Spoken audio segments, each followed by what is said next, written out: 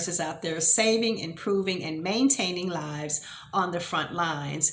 This is Nursology Life by CK, and today I want to talk to you about how to negotiate travel nurse pay. So let's get right to it.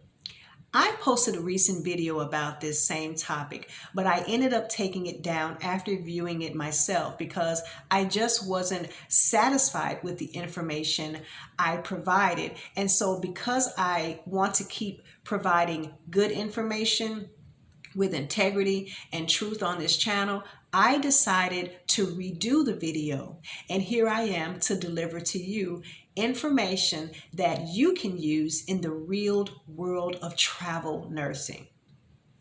What I am going to do is break down the compensation package into one number. Then of course, you as the travel nurse will take that number and decide if the contract is worth your travel time and headache. So let's talk a little bit about statistics. According to recent research, nurses who negotiate their travel pay get an increase of roughly $400 extra a month.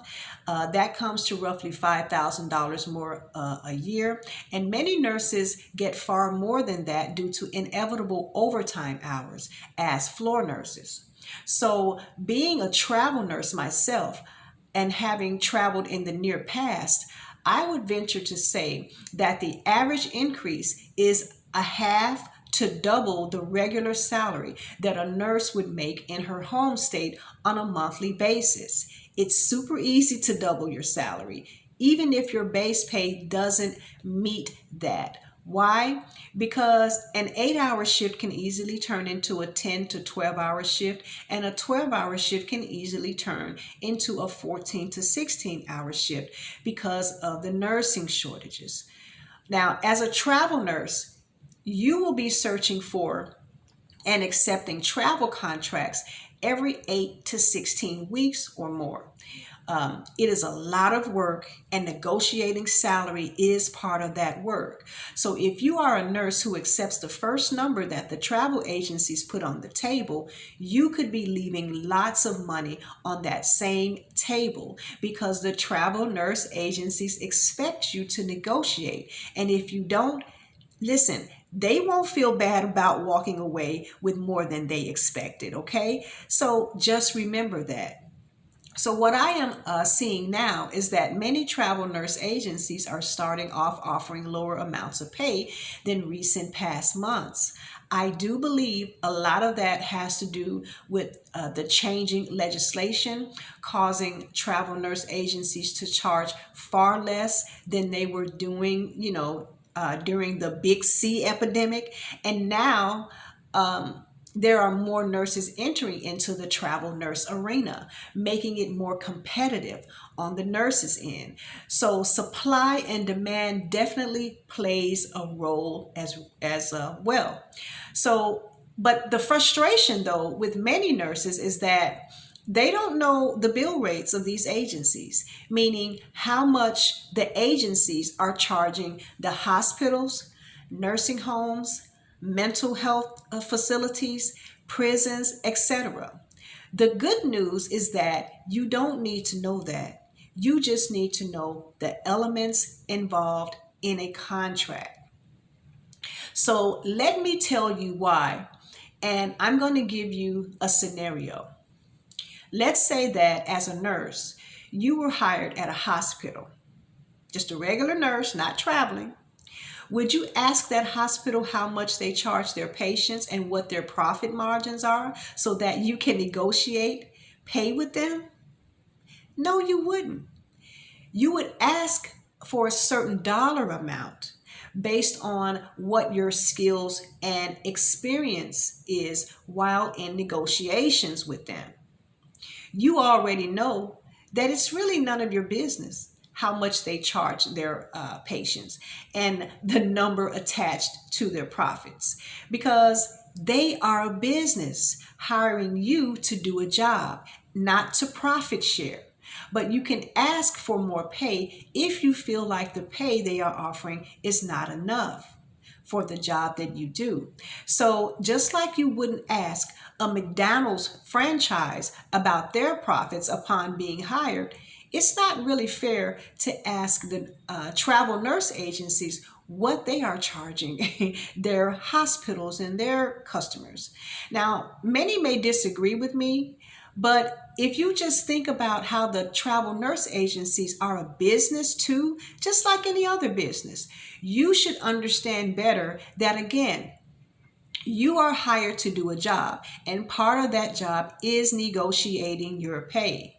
So when it comes to negotiations, you as a travel nurse want to produce a win-win outcome, meaning you win and the agencies win by coming to a mutual agreement to satisfy both parties. Why? Because you don't want the travel agencies to hurt themselves. Because you as a travel nurse will want them to continue to be able to go out and secure those contracts, those well-paying contracts, so that you can keep the ball rolling in your direction with consistent contracts back to back.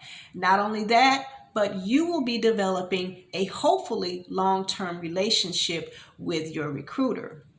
So if you think about it in that way, negotiating can become easy, and the more you do it, the more you master it. The best way to negotiate is to share information back and forth with your recruiter, selling your skills and experience to them as they present the contracts that they have available close to or right at your asking price, because many contracts do have a little more leeway to move numbers in your favor.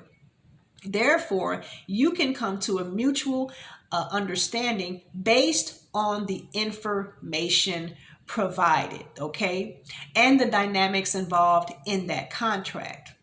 What are those dynamics? Let's talk about that. What are those dynamics?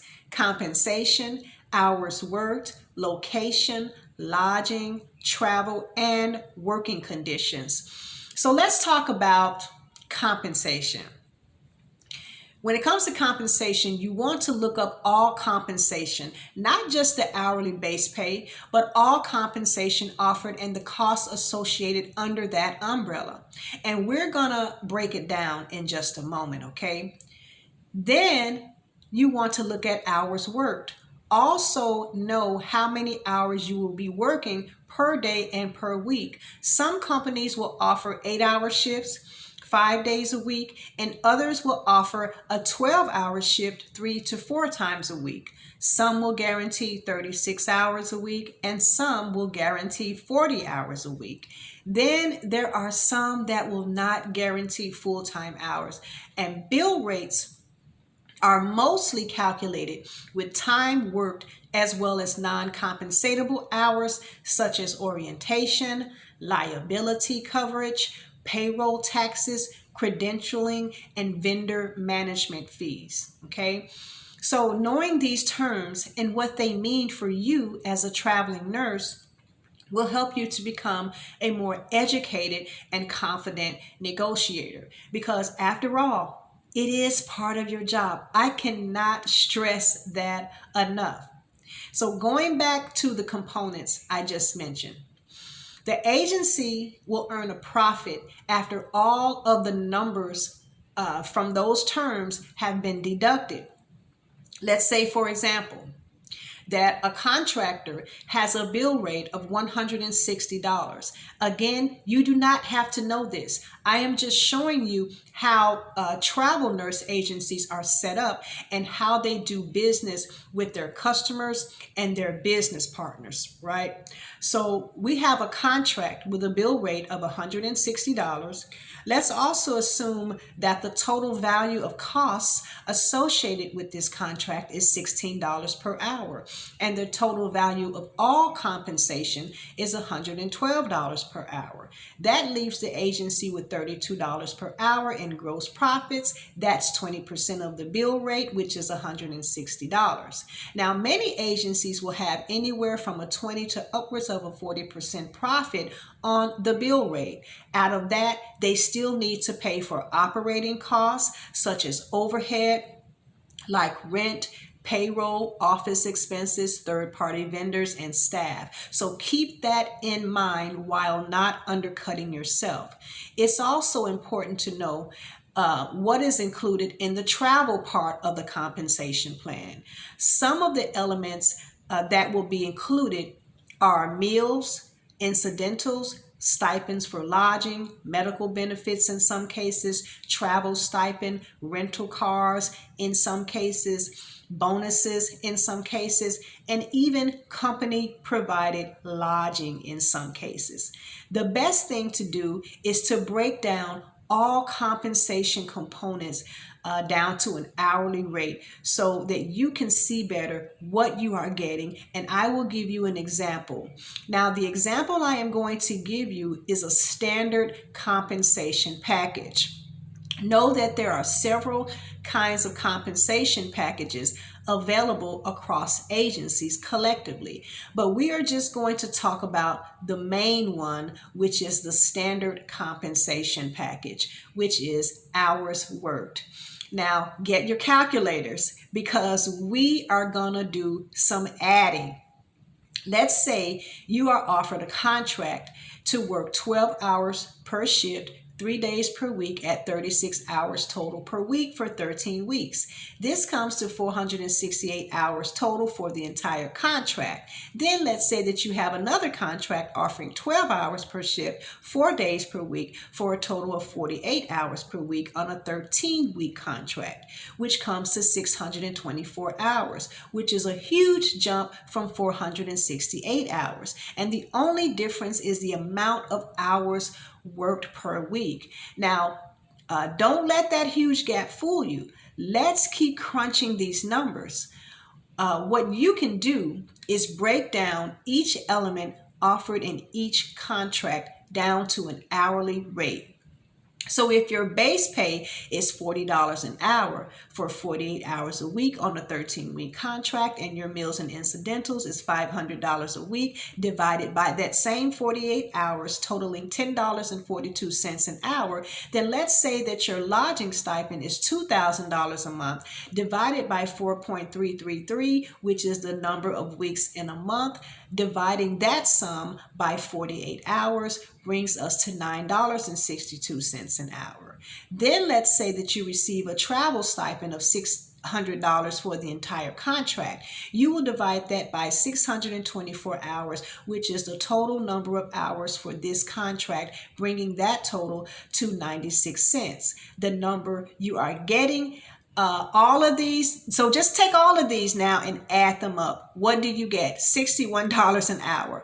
Now let's look at the second scenario. Here is a contract for $40 an hour on a 14-week contract, working 12 hours a day for 3 days a week instead of 4, for a total of 36 hours total a week. Your meals and incidentals is $500 a week divided by 36 hours a week, bringing it to $13.88 an hour. Then your lodging stipend is $2,000 a month divided by 4.333, which is the number of weeks in a month, dividing the sum by 36, totaling $12.83 an hour. Then let's say you receive a travel stipend of $600 for the entire contract. You will divide that by 468 hours, which is the total number of hours worked for this contract, bringing that total to $1.28 an hour. The total, adding all of these numbers up, then come to $67.99 an hour. Now with this contract, which contract would you choose? The one working more hours for less pay, or the one working less hours for more pay? The choice is totally up to you. Of course, there will be many different scenarios across all contracts, but at least now you know how to break those numbers down and which areas have the most leeway in the compensation package. In this case, it was lodging and travel stipend.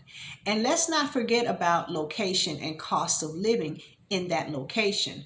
Try not to go over 15 to 30% of your total pay per month, because many travel nurses are already renting or paying a mortgage in their home state. Okay, so I hope that this information has been helpful. This is Nursology Life by CK. If you enjoyed this video, please like, share, and subscribe for more thought-provoking content centered around nursing.